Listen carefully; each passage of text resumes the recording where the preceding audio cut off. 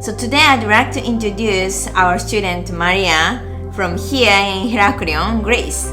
She is a huge fan of Japanese rock music, which is visual kei, and that's the reason she studied Japanese. And she's not just a fan of music. She can speak Japanese. She did amazing presentation in Japanese. So she's very unique. Try to check her introduction.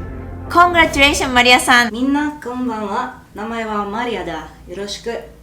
このスピーチは私の英語の紹介の修正版だ。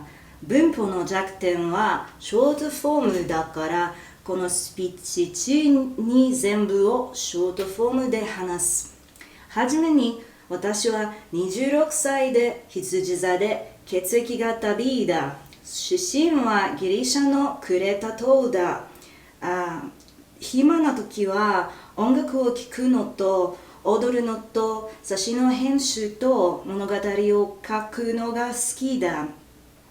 私の夢は大好きなアーティストと一緒にビデオと写真とデザインを作るだ。好きなアーティストがいていることを分かりたいからこの日本語レッスンを参加した。